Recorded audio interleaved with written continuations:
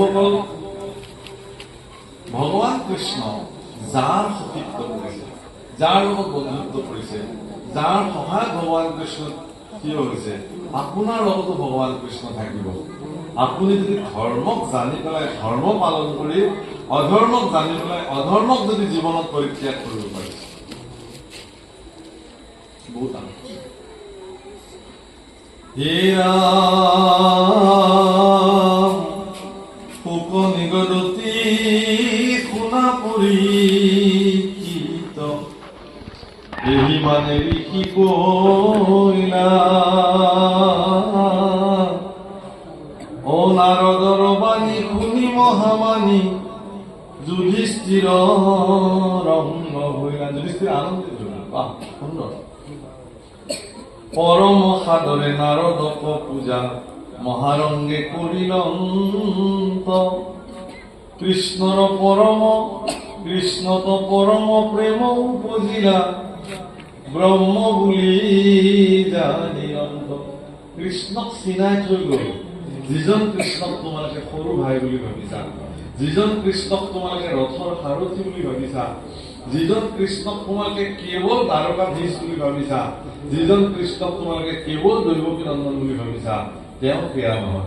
তেওঁ পৰম ব্ৰহ্ম, সমস্ত বিশ্ব ব্ৰহ্মাণ্ডৰ নায়ক, সমস্ত বিশ্ব ব্ৰহ্মাণ্ডৰ মালিক, স্ৰষ্টা, দ্ৰষ্টা, পালক, সমস্ত জীৱৰ অন্তৰালত বহি থকা চৈতন্য ঈশ্বৰ। এই জ্ঞান দেৱৰ্ষি নাৰদে গুৰুৰ আসনত থাকি গুৰু উপদেশী হৈ যুধিষ্ঠিৰক এই জ্ঞান প্ৰদান কৰে। আৰু এই জ্ঞান যুধিষ্ঠিৰৰ জীৱনত প্ৰাপ্ত হল আৰু যুধিষ্ঠিৰ ধন্য হৈ গল। কৃষ্ণই যে পৰম ব্ৰহ্ম এই কথা তেওঁ নিশ্চিত হ'ল। হে ৰাম সবেও ৰাম কৃষ্ণ যুধিষ্ঠিৰ পাণ্ডৱ যতে সবাতে অনুজ্ঞা লৈলা, সবেও নমিলা ঋষিৰ চৰণে নাৰদ লৰিয়া গৈলা। দেৱৰ্ষি নাৰদ নাথাকে, অকমান সময় থাকে, 2 ঘণ্টাতকৈও কম সময় থাকে। তাৰপিছত তেওঁ তাৰ পৰা কৃষ্ণ কথা কোৱা মানুহবিলাক বেছি সময় ময়ো জানো উপায় নাই।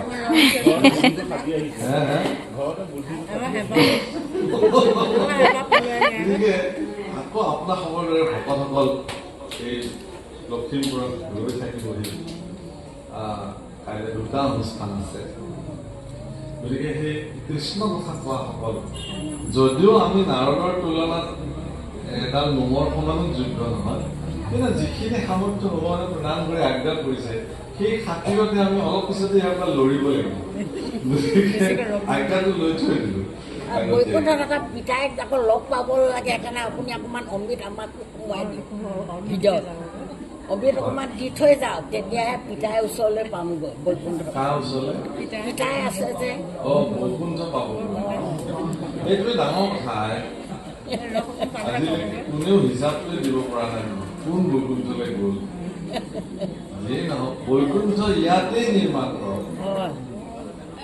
আৰু এখন বৈকুণ্ঠলৈ পায় নে নাপায় আশা বাদ দিয়ক। আপোনাৰ ঘৰখনক বৈকুণ্ঠ পুলে ৰূপান্তৰ কৰক, আপোনাৰ সমাজখনক বৈকুণ্ঠ পুলে ৰূপান্তৰ কৰক, আপোনাৰ হৃদয়খনক বৈকুণ্ঠ নিৰ্মাণ কৰি পেলাওক। জীৱন ধন্য নোলায়। হে ৰাম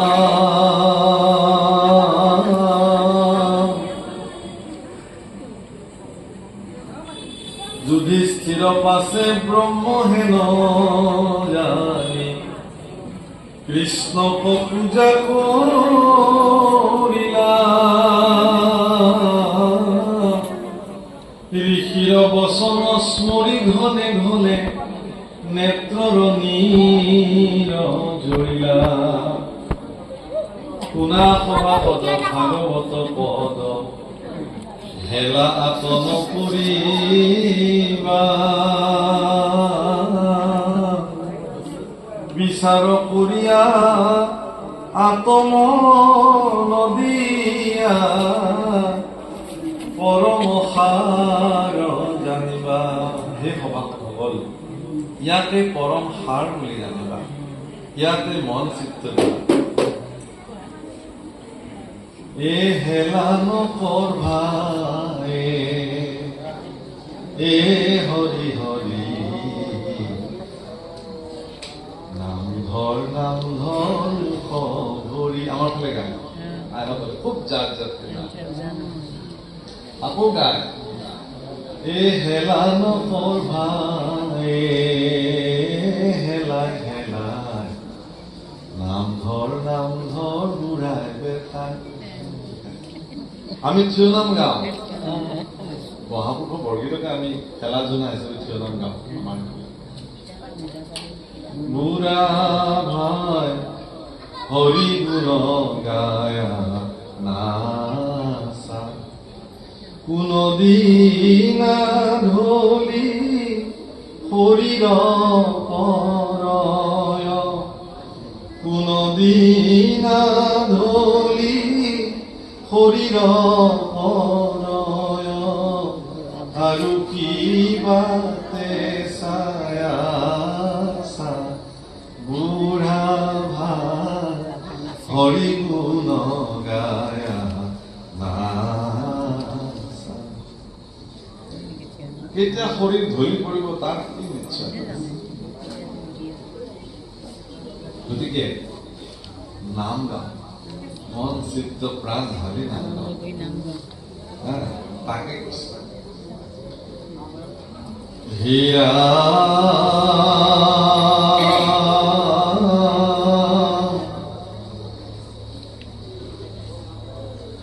মোৰ বাক্য বুলি নেৰিবা সমূলি ঈশ্বৰ গুণে মিখল কৰ্দমে মিখল বিষ্ণু পদ জল তাত আছে মহাফল দেখি আছা কোনে কাহাকতে জয় যিটো বুদ্ধিমন্ত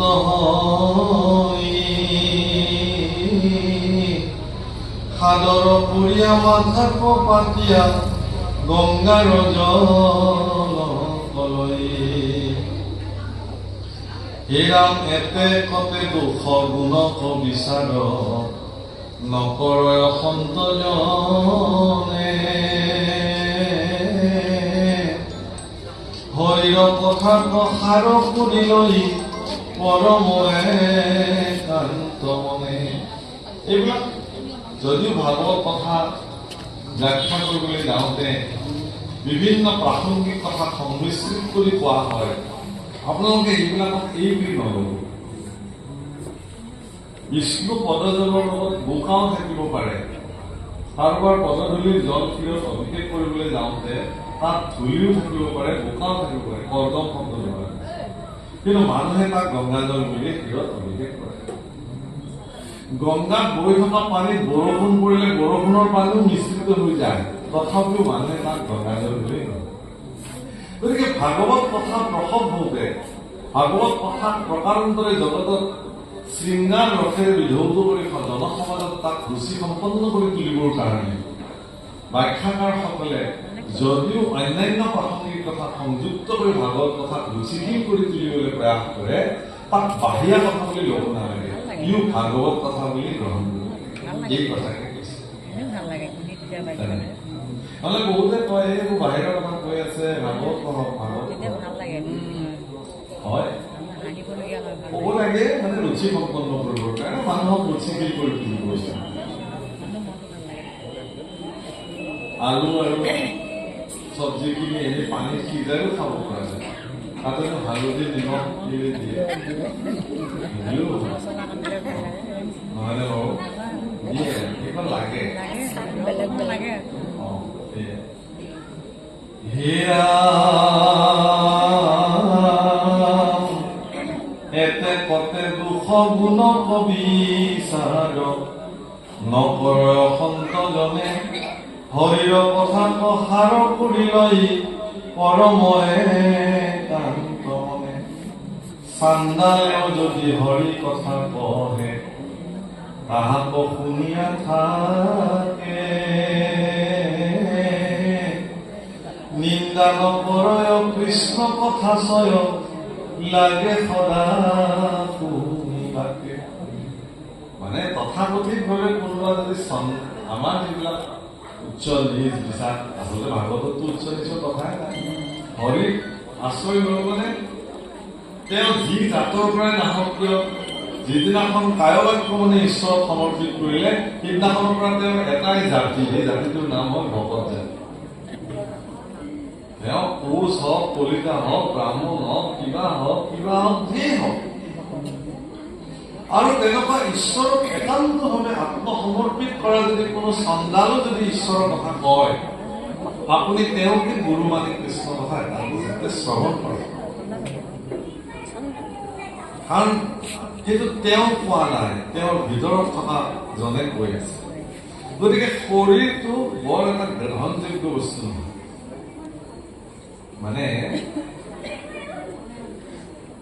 বাহ্যিক শৰীৰটোক চাবলৈ গ'লে মানে আমাৰ কোনোবা এজন ভকতে সুধিলে বোলে বাবা তুমি ছোৱালী চাই আছা বুলি বিয়া পাতিবলৈ বোলে হয় আমুক ছোৱালীজনী আমাৰ বৰ গুণৱতী ছোৱালী আছিলে সেইজনীক পচন্দ নহল বোলে সকলো ফালৰ পৰা পচন্দ হল বা খালি ছোৱালীজনী অকমান কোলা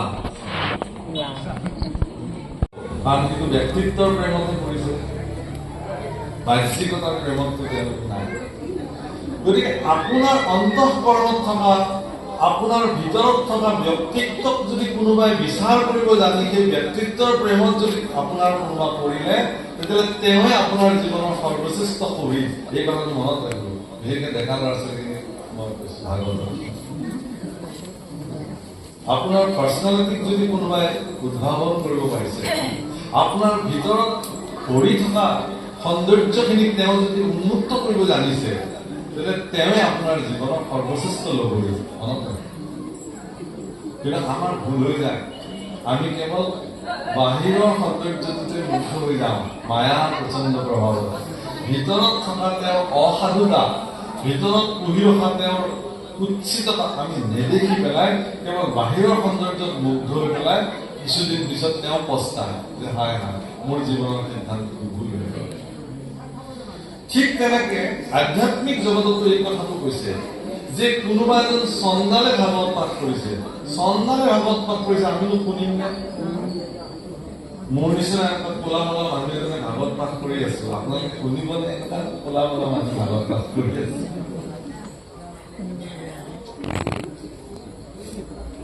দেখিবলৈ ধুনীয়া নহয় ৰিজু পাঠক শুনিহে আছিলো নামটো ভিডিঅ' যিমান ধুনীয়া দেখা পাওঁ ইমানটো ধুনীয়া নহয় মানুহটো তেওঁৰ ভাগতহে শুনিবলৈ আহিলে আমুক বোলে ইমান ধুনীয়া মানুহ বা বেলেগ লাগে দেই ভাগৱত পঢ়িছে ভাল লাগিছে এয়া চন্দালে কৰিছে হৰি কীৰ্তন তাকো যদি নিন্দয় অজ্ঞজন তেওঁ অজ্ঞ হব যোনে তেওঁ ভাগৱত কৈছে অন্তৰ্দৃষ্টিৰে তাক শুনি মান আজি তাকে কৈছে চন্দালে যদি হৰি কথা কয় তাক শুনি থাকে যদি কোনোবাই নিন্দা নকৰে কৃষ্ণ কথা বুলি তেওঁ নিৰন্তৰ শুনি লয় মানে কি পাত্ৰটো ডাঙৰ বস্তু তেওঁৰ যোগ্যতাটো ডাঙৰ বস্তু হে ৰাম সাৰ কথা দান কৰন্তে মহন্তে দুখ চয়ন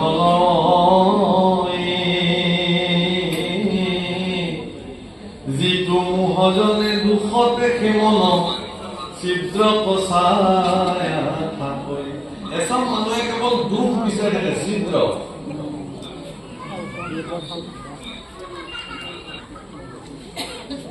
মানে কেনেকে সেই ছিদ্ৰৰে তেওঁ প্ৰৱেশ কৰিব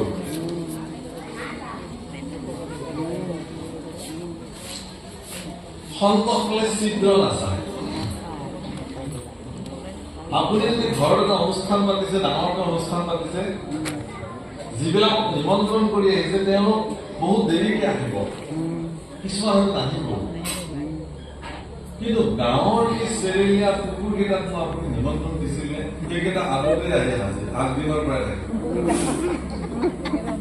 আৰু ক'ত থাকিব য'ত ৰন্ধন কাৰ্য সম্পাদন হ'ব আৰু সিহঁতে তাতে ছিদ্ৰ বিচাৰিব যে কোনটো ফাকেৰে সোমাব পাৰে চাব মানুহজনো নোহোৱাৰ তালত সোমাই যাতে খাদ্য লৈ যাব পাৰে হাতততো কোনেও নামাতে আমাতে ঠিক তেনেকে আপোনাৰ জীৱনৰ ব্যক্তিত্ব আপুনি যাক আহ্বান কৰিব তেওঁ হয়তো নাহিবও পাৰে আপোনাৰ ব্যক্তিত্ব চাবলৈ, কিন্তু এচাম তেনেকুৱা চিত্ৰ বিচৰা কৰা ব্যক্তিয়ে আপোনাৰ জীৱনৰ পিছত লাগি থাকিব চিত্ৰ বিচাৰিছে। হাতী যেতিয়া ৰাজপথেৰে গমন কৰে হেজাৰ হেজাৰ কুকুৰে ভোকে, ভোকি থাকোঁতে কুকুৰে কুকুৰক সুধিলে, আচ্ছা তেওঁ আহিছে আমি কিয় ভোকি আছো? সিহঁতৰ মাজতে প্ৰশ্ন হ'ল। তেওঁতো নিজৰ ৰাস্তাৰে গজগমন বুলি যাক কয় ধীৰ স্থিৰ গতিৰে তেওঁ নিজৰ ভাগে আহি আছে, আমিনো কিয় ভুগিছো? বোলে দেখা নাই নেকি তাক দেখি পেলাই সকলোৱে সেৱা কৰিছে, আমাক কিয় নকৰে? আমিতো দিনে সেইটো কৰিছো, সেইটোৱে খং, সেইকাৰণে ভুগিছো। সেইকাৰণে আমি যাতে ভোকিলে মানুহে তাক বেয়া বুলি ভাবক। কুকুৰৰ ভোকাক লৈ পেলাই কোনোবাই হস্তিৰ প্ৰতি সন্মান নাজানো। গতিকে আপোনাৰ ব্যক্তিত্ব যদি আছে, ব্যক্তিত্ব চিনি পোৱা সকলে আপোনাক যি ধৰণে সন্মান দিব লাগে দিবই। ব্যক্তিত্বক অন্বেষণ কৰিব নজনা সেই চামে আপোনাৰ পিছত ভুকিবই। তাৰ কাৰণে আপুনি কেতিয়াও নিৰাশ হ'ব লাগে। আজি ইয়াতে তাকে কথা থাকিব লাগে, আপোনাৰ কৰ্ম আপুনি কৰি যাওক। হে ৰাম মতি অনুসাৰে দেখি আশা কৈত যাৰ বসাই আছে কি মুক্তি নোৰা হয়, কিন্তু হৰি কথা মহাপুলক্ষণ কাকত ধৰা প্ৰদানৰ। হীৰামতি অনুসাৰে যিমান পাৰয় এতেক হুৱে অমৰ, ঘোৰ জম ঘোৰ কবি কীৰ্তনৰ হৰিত বিশ্বাসদা। বেদ বেদান্তৰ তৰ্ক পুৰাণৰ শ্ৰীমদ ভাগৱত